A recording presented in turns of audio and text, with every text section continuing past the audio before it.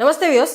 చాలా మందికి మోకాళ్ళ ఆపరేషన్ జరుగుతుంది. ఆ ఆపరేషన్ తర్వాత తీసుకోవాల్సిన జాగ్రత్తలు, అలాగే డయాబెటిక్ ఫుడ్ అంటే ఏంటి, సరిగ్గా తీసుకోకపోవడం వల్ల వచ్చే ఇన్ఫెక్షన్స్ ఎలా ఉంటాయి అనేది ఇవాళ మనం మాట్లాడదాము. డాక్టర్ రాజశేఖర్ గారు, ఆర్థోపెడిక్ సర్జన్. నమస్తే సార్. సార్, తగిన జాగ్రత్తలు తీసుకోకపోతే పోస్ట్ సర్జరీ చాలా మందికి ఇన్ఫెక్షన్స్ వస్తుంటాయి. స్టిల్ డాక్టర్స్ సజెస్ట్ చేసిన కొన్ని పద్ధతులు పాటించాలని, కొందరికి ఇన్ఫెక్షన్స్ ప్రివైల్ అవుతుంటాయి. ఎందుకని వస్తుంటాయి సార్? దానికి ప్రివెన్షన్ ఏంటి? సో ఇన్ఫెక్షన్స్ అనేది ఒక్క కారణం వల్ల రావు మనకి. They will be multiple reasons for an infection. ఒక పేషెంట్కి ఎవరికైనా ఇన్ఫెక్షన్ వచ్చింది అంటే ఒకటేంటంటే సర్జికల్ ఫ్యాక్టర్స్ ఒకటి ఉంటుంది, రెండోది వచ్చేసి పేషెంట్ ఫ్యాక్టర్స్, తర్వాత పేషెంట్ ఫ్యాక్టర్స్లో మళ్ళీ కోమార్బిడ్ కండిషన్స్ అనమాట. అది తర్వాత పోస్ట్ ఆఫ్ ఫాలోఅప్, వాళ్ళు ఎలా ప్లాన్ చేస్తున్నారు ఏంటి, whether they are following up with the doctor or not, post op protocol అదంతా. Just post op instructions follow చేయకపోవడం వల్ల ఇన్ఫెక్షన్ రావాలని ఏం లేదు. బట్ చేయకపోతే మాత్రం ఏమైనా ప్రాబ్లమ్స్ ఉండి వాళ్ళు ఫాలో అప్ చేయకపోతే అప్పుడు ఇన్ఫెక్షన్ కంపల్సరీగా వచ్చే ఛాన్స్ ఎక్కువ ఉంటాయి. సార్, ఇన్ఫెక్షన్స్ టైంలో మనం నార్మల్గా మీరు ఇచ్చిన ఇన్స్ట్రక్షన్స్తో పాటు మీరు అన్నారు పేషెంట్ వల్ల వచ్చే కొన్ని ఉంటాయని. అంటే మెయిన్ రీజన్స్ ఏమంటాయి సార్? జస్ట్ ఇన్స్ట్రక్షన్స్ పాటించకపోవడమేనా, or food intake or posture సరిగ్గా కూర్చోకపోవడము అలాంటి వల్ల కూడా ఇన్ఫెక్షన్స్ లాంటివి వస్తుంటాయి? అంటే పోస్చర్కి ఇది ఇన్ఫెక్షన్కి ఏం సంబంధం ఉండదు. పేషెంట్ ఫ్యాక్టర్స్లో వచ్చేసి మనకు ఒకటి immunity status. Patient immunity status ఎలా ఉంది, సప్రెస్డ్ ఉందా లేకపోతే ఇమ్యూనిటీ సరిగా ఉందో లేదో చూడాలి ఫస్ట్ థింగ్. సెకండ్ థింగ్ వచ్చేసి కోమార్బిడ్ కండిషన్స్ ఉంటాయి. కోమార్బిడ్ కండిషన్స్లో ఏంటంటే మనకి మోస్ట్ కామన్గా డయాబెటీస్ పేషెంట్స్లో కనుక షుగర్స్ కంట్రోల్లో ఉండాలి మనకి. షుగర్స్ కంట్రోల్లో లేకుండా కనుక ఒకవేళ HbA1c చాలా హై ఉండి సర్జరీ చేయించుకుంటే కనుక then they are having very high chance of getting infection. తర్వాత వచ్చేసి మనకి వేరే ఫ్యాక్టర్స్ ఏముంటాయంటే వూండ్ క్లీన్గా పెట్టుకోవాలి వాళ్ళు సర్జరీ అయిన తర్వాత. అది తడవకూడదు. తడిస్తే ఒక్కోసారి లోపలికి వాటర్ కానీ పోయి బ్యాక్టీరియా లోపలికి వెళ్ళే ఛాన్స్ ఉంటుంది. ఏంటంటే వూండ్ మనం వాటర్ టైట్ క్లోజ్ చేస్తాం, but still there are chances that అది వూండ్ తడవటం వల్ల కానీ లేదంటే దాన్ని క్లీన్గా పెట్టుకోకపోవడం వల్ల కానీ వస్తుంది. అట్లా ఏమైనా తడిచినప్పుడు వెంటనే డ్రెస్సింగ్ మార్చుకోవాలి. సో వాళ్ళు చేసుకోవడం కష్టం, బట్ అట్లీస్ట్ దగ్గరలో ఉన్న హాస్పిటల్కి వెళ్తే వాళ్ళు వెంటనే మార్చేస్తారు. సో అది మార్చుకోకుండా అలాగే పెట్టుకుంటే ఆ తడిచిపోయిన డ్రెస్సింగ్ కానీ లేదంటే వేరే ఏమైనా మట్టి ఏదైనా డర్టీ అయినా డ్రెస్సింగ్ పెట్టుకుంటే వచ్చే ఛాన్సెస్ ఉంటాయి. As long as the dressing is sealed. ఇప్పుడు ఏంటంటే మిప్పో డ్రెస్సింగ్స్ అని వస్తాయి, ఇప్పుడు వాటర్ ప్రూఫ్ కూడా ఉంటాయి. సో దాంట్లో వాటర్ పడిన ప్రాబ్లం ఉండదు మనకి. But as long at is water tight ఉన్నంత వరకు మనకి ఇన్ఫెక్షన్ రాదు వాటిల్లో.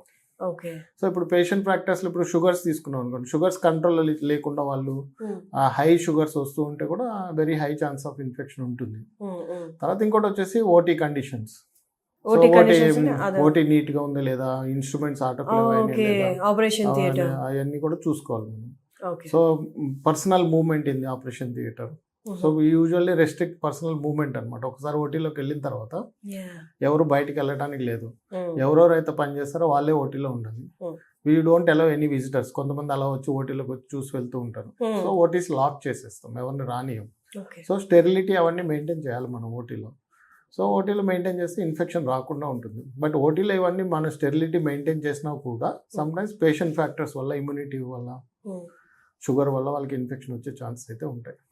నార్మల్గా సార్ ఆపరేషన్ చేసేటప్పుడు షుగర్ పేషెంట్స్ని కన్సిడర్ చేసుకుంటారు కదా, వాళ్ళ షుగర్ లెవెల్స్ ఎలా ఉన్నాయి అని రైట్ నా, అంటే I mean during the operation period ఆ లెవెల్సే వాళ్ళు కంటిన్యూస్గా మెయింటైన్ చేస్తూ ఉండాలా? పోస్ట్ ఆపరేషన్ కూడా ఫ్లక్చువేషన్స్ అనేవి ఇన్ఫెక్షన్ కాజా, లేకపోతే షుగర్ లెవెల్స్ ఇంక్రీజ్ అనేది ఇన్ఫెక్షన్ కాజా? అంటే షుగర్ లెవెల్ ఒక్కసారి 2 సార్లు పెరిగినంత మాత్రమే ఇన్ఫెక్షన్ రాదు. సో ఏంటంటే ప్రియాప్ షుగర్స్ ఎట్లా ఉన్నాయి దాన్ని మనం ముందే కంట్రోల్ చేయాలి. సర్జరీకి ముందు కంట్రోల్ చేసుకొని కొంచెం పేషెంట్ కూడా ఏమవుతుందంటే షుగర్స్ ఎక్కువ ఉన్నప్పుడు పేషెంట్ మెటబాలిజం కూడా దెబ్బతింటుంది కొంచెం. So because is not fed properly. So అది కూడా మనం ఇంప్రూవ్ చేయాలి. జనరల్ కండిషన్ కూడా పేషెంట్ ఇంప్రూవ్ చేసి తీసుకోవాలి సర్జరీకి. సో ఇప్పుడు యాంటీ ఆక్సిడెంట్స్ పెట్టాలి, మల్టీవిటమిన్స్ పెట్టాలి, ఇవన్నీ ఇచ్చి కొంచెం టిష్యూ ఫంక్షన్ ఇంప్రూవ్ చేసి తీసుకుంటే టిష్యూ రెసిస్టెన్స్ పెరుగుతుంది అనమాట ఇన్ఫెక్షన్కి. దానివల్ల ఇన్ఫెక్షన్ రాకుండా ఉంటుంది. Even after infection also we have to give proper diet, protein rich diet ఇవ్వాలి వాళ్ళకి. సో మనకేంటంటే ఇక్కడ చాలా ప్రాబ్లమ్ ఉంది, we'll have lot of vegetarians. మళ్ళీ ఆ వెజిటేరియన్స్లో కూడా చాలా మంది ఉంటారు, ఎగ్టేరియన్స్ ఉంటారు, చికెన్ ఉంటారు. ఓకే, సో దాంట్లో కొంతమంది ప్యూర్ వెజ్ అని ఉంటారు, జైన్ వెజ్ అని ఉంటారు. Okay, so we're not always truly veg. And protein problem వీళ్ళలో ఏంటంటే ప్రోటీన్ మాల్ న్యూట్రిషన్ ఉంటుంది. So plant protein complete protein కాదు అది. So you have to add some add చేసుకోవాలి మనం. ఎగ్ యాడ్ చేయాలి, లేదంటే సపోజ్ దాల్ తింటాం కదా, dal is not complete protein, కొన్ని అమినో యాసిడ్స్ డెఫిషియెంట్ ఉంటాయి. So we have to supplement those amino acids if they are completely on vegetarian diet. Soya beans కానీ అలాంటివి యాడ్ చేయాలి వాళ్ళకి డైట్లో. యాడ్ చేసి ప్రోటీన్ డెఫిషియన్సీ రాకుండా చూడాలి మనం. So because after surgery they require lot of protein, so అలాగే ఫ్యాట్స్ ఇవన్నీ కావాలి. సో కాబట్టి మనం డైట్ మొత్తం మెయింటైన్ చేసి షుగర్స్ కంట్రోల్ చేస్తే సరిపోతుంది. షుగర్స్ అంటే ఇప్పుడు సర్జరీ అయిన తర్వాత they will be always fluctuating because of pain అనమాట. సర్జరీ పెయిన్ వల్ల షుగర్స్ ఎప్పుడు కంట్రోల్లో ఉండవు. బట్ ఏంటంటే హాస్పిటల్ ఉన్నంత వరకు మేము ఎవ్రీ 8 hours చెక్ చేసి కరెక్ట్ చేస్తాం. But by the time we're discharging they will be almost will be having an idea how much dose of insulin to give to control the sugars. So ఒకవేళ అయినా కూడా వాళ్ళకి కొంచెం fluctuate అవుతూ ఉంటాయి. అయినప్పుడు ఏం చేస్తామంటే వాళ్ళకి ఇంటి దగ్గర వెళ్ళినప్పుడు ఎవ్రీ 2 days 3 days ఒకసారి షుగర్స్ చెక్ చేసి చెప్తూ ఉంటాయి మనకి. We adjust the dose on phone. So అది ఎట్లా ఉంటుందంటే వాళ్ళకి పెరుగుతూ వెళ్తుంది రిక్వైర్మెంట్, తర్వాత మళ్ళీ తగ్గుతూ వస్తుంది అనమాట. రిక్వైర్మెంట్ ఆఫ్ ఇన్సులిన్ కానీ మెడికేషన్ కానీ పెరుగుతూ వెళ్తుంది, మళ్ళీ తగ్గుతూ వస్తుంది అనమాట. సో అంటే వాళ్ళకి పెయిన్ తగ్గిపోయి వాళ్ళు జనరల్ గా కొంచెం ఇంప్రూవ్ అయినాక ఏమవుతుందంటే sugars, pain related sugar fluctuations రావన్నమాట ఎక్కువ. సో దానివల్ల ఏమవుతుందంటే డోస్ ఆఫ్ ఇన్సులిన్ కూడా తగ్గుతూ వస్తుంది. కాబట్టి వాళ్ళు హైపోగ్లైసెమియాలోకి వెళ్ళకుండా చూసుకోవాలి. మళ్ళీ అదొకటి ఉంటుంది ఇంటి దగ్గర. సో వాళ్ళకి ఇంట్లో చాక్లెట్స్ కానీ గ్లూకోజ్ కానీ పెట్టుకోమని చెప్తాం. సో ఒకవేళ ఏమైనా చెమటలు వస్తుంటే షుగర్స్ డౌన్ అయితే they will take 1 spoon of glucose నాలుగు కింద పెట్టేసుకుంటే సరిపోతుంది. వెంటనే గ్లూకోజ్ పెరిగిపోయి సెట్ రైట్ అయిపోతుంది. Then immediately we start reducing the dose. Sir అలాగే డయాబెటిక్ ఫుడ్ అంటే ఏంటి? డయాబెటిక్ ఫుడ్ అంటే డయాబెటీస్ ఉన్న వాళ్ళలో ఫుడ్లో వచ్చే ఇన్ఫెక్షన్స్ అనమాట. సో వాళ్ళలో ఏమవుతుందంటే దీంట్లో there are many reasons for it. ఆ ఇన్ఫెక్షన్స్ తగ్గవు. ఎందుకు అంటే they will not have proper blood circulation, first thing. Second thing ఏంటంటే వాళ్ళకి డయాబెటిక్ న్యూరోపతి కూడా ఉంటుంది. వాళ్ళకి సెన్సేషన్ ఉండదు first. That is where the whole problem starts అనమాట. సెన్సేషన్ లేనప్పుడు ఏమవుతుందంటే వాళ్ళు వేడి నేల మీద నడవటము, దానివల్ల వాళ్ళకి బర్న్స్ లాగా బ్లిస్టర్స్ లాగా వచ్చేసి ఇప్పుడు చెప్పులు హై షుగర్స్ ఉన్న వాళ్ళకి సెన్సేషన్ ఉండదా సార్? అట్లా ఏమి ఉండదు మనకి. డయాబెటీస్ అనేది every body reacts differently for sugars. ఇప్పుడు కొంతమంది ఉంటారు వాళ్ళకి షుగర్స్ పెద్ద ఎక్కువే ఉండవు, but they will have diabetic nephropathy, neuropathy వచ్చేస్తుంది. కొంతమందికి షుగర్స్ చాలా హై ఉంటాయి, but they don't develop any complications. They are very happily living with high sugars. So everybody reacts differently. So మనం కూడా ప్రతి వాళ్ళని ఇండివిజువల్ గానే చూడాలి, అంతేగాని we cannot generalise that because your sugars are high it is like this అట్లా అని చెప్పడానికి లేదు. కొంతమంది ఏంటంటే బీపీ తక్కువే ఉంటుంది, బట్ 150కే స్ట్రోక్ వస్తుంది. కొంతమంది 200 బీపీ ఉన్నా కూడా స్ట్రోక్ రాదు కదా. So it all depends, we cannot go. But ఏంటంటే హౌ ద వాస్కులేచర్ ఈస్ అదంతా ఉంటుంది. అలాగే డయాబెటీస్ లో కూడా అంతే అనమాట.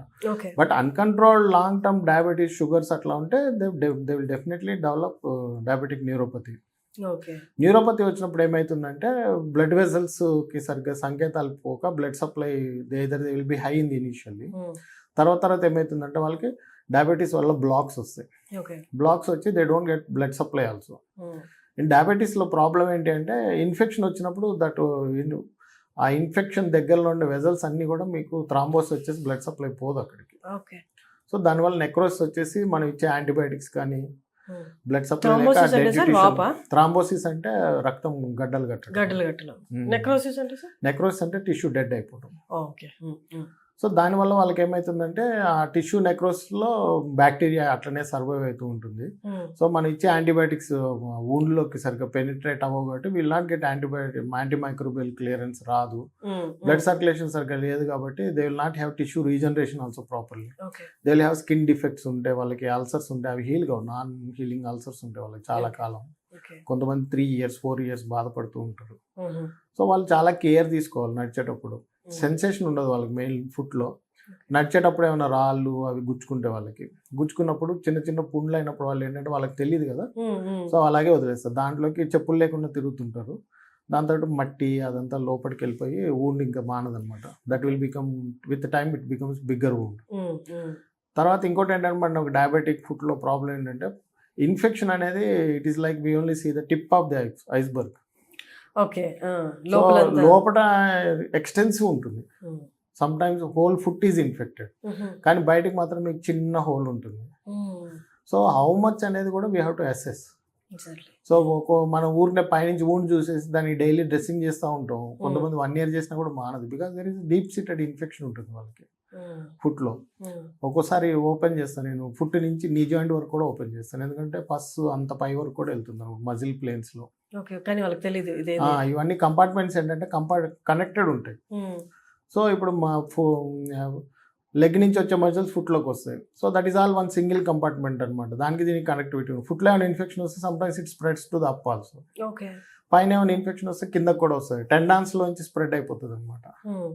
సో టెండాన్స్లో స్ప్రెడ్ అవుతుంది కాబట్టి ఆ టెండాన్ ట్రాక్లో వెళ్ళి మనం అదంతా ఓపెన్ చేసి క్లియర్ చేయాలి. So wound will be always పెద్దదే ఉంటుంది. వాళ్ళు మా దగ్గర చిన్న వూండ్తో వస్తే వెళ్ళేటప్పుడు పెద్ద వూండ్తో వెళ్తారు. మొత్తం క్లీన్ చేసి ఓపెన్ చేస్తాం కదా. సో కాబట్టి వాళ్ళకి పెద్ద ఉండే ఉంటుంది. So it is very debilitating financially also for patients, because sometimes they don't heal for months, years, heal కావు. I treat patients for 4 years non-healing ulcers, 7 years blood supply లేనివి. సో అవన్నీ చేస్తాం మేము ఇక్కడ. సో కాబట్టి వాళ్ళకి చాలా ఇబ్బందిగా ఉంటుంది, ఫ్యామిలీకి కూడా చాలా ప్రాబ్లం అనమాట. It's not that thing is they have to go with them to the hospital, leaving their work and all that. Regular visits. వీళ్ళలో ఇంకోటి ఏంటంటే problem, they will have kidney problem ఉంటుంది, క్రానిక్ కిడ్నీ డిసీజ్ ఉంటుంది, హార్ట్లో blocks ఉంటాయి. Sometimes we take patients for surgery with 90% blocks. Okay. They might die any time. Risk ఉంటుంది, but surgery చేయాలి, అక్కడ ఇన్ఫెక్షన్ ఉంది, they will be in sepsis. So stent వేయడానికి కూడా ఉండదు అంత సెప్సిస్లో ఉన్నప్పుడు. So you have to take high risk consent తీసుకొని చేయాల్సి వస్తుంది, వాళ్ళకి ప్రాబ్లం ఉంటుంది.